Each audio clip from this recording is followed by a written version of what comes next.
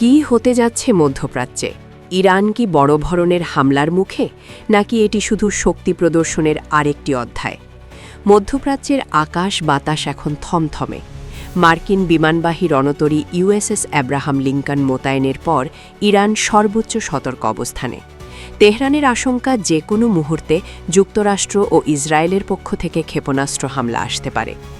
British সংবাদ মাধ্যম দি guardian জানিয়েছে, মার্কিন নৌবহরটি এমন দূরত্বে রয়েছে যেখান থেকে সরাসরি ইরানকে আঘাত করা সম্ভব।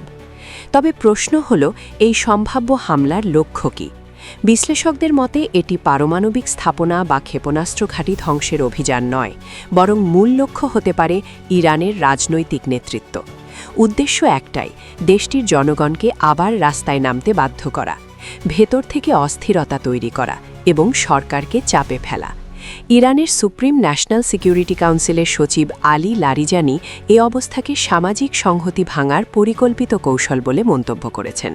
তার হুঁশিয়ারি, যদি বিক্ষোভকারীরা অস্ত্র ধরতে বাধ্য হয় তাহলে সেটি সরাসরি গৃহযুদ্ধের দিকে ঠেলে দেবে দেশকে।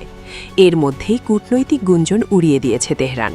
পররাষ্ট্র মন্ত্রণালয়ের মুখপাত্র ইসমাইল বাগাই স্পষ্ট করে বলেছেন, যুক্তরাষ্ট্রের সঙ্গে কোনো চুক্তি বা আলোচনার খবর সম্পূর্ণ মিথ্যে।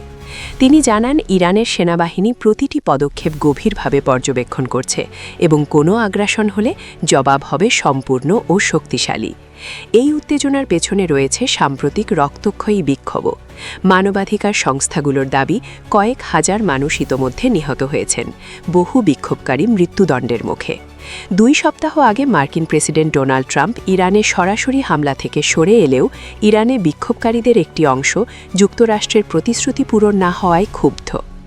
Japan Bangladesh joint venture company JBS holdings limited. তবে মধ্যপ্রাচ্যের সব দেশ যে এই সংঘাতে জড়াতে চায় তা নয়। সংযুক্ত আরব আমিরাত সহ কয়েকটি দেশ স্পষ্ট জানিয়ে দিয়েছে, তাদের আকাশসীমা বা সমুদ্রসীমা ব্যবহার করে কোনো হামলার অনুমতি দেয়া হবে না। কিন্তু বাস্তবতা হল, মার্কিন স্ট্রাইক গ্রুপটি ভূমধ্যসাগরে অবস্থান করায় তৃতীয় পক্ষের অনুমতি ছাড়াই হামলার সক্ষমতা তাদের রয়েছে। বিশেষজ্ঞরা বলছেন, সম্প্রতি যুক্তরাষ্ট্র ইরানে হামলার জন্য অনেক বেশি প্রস্তুত। অতিরিক্ত যুদ্ধবিমান, আকাশ প্রতিরক্ষা ব্যবস্থা ও যুদ্ধজাহাজ ইতোমধ্যেই মধ্যপ্রাচ্যে পাঠানো হয়েছে। সামরিক প্রস্তুতি পৌঁছাতে যাচ্ছে চূড়ান্ত পর্যায়ে।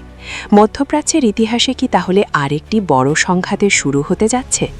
চোখ এখন তেহরান, ওয়াশিংটন আর ভূমধ্যসাগরের দিকে, কারণ এখানকার একটি সিদ্ধান্ত বদলে দিতে পারে পুরো অঞ্চলের ভবিষ্যৎ।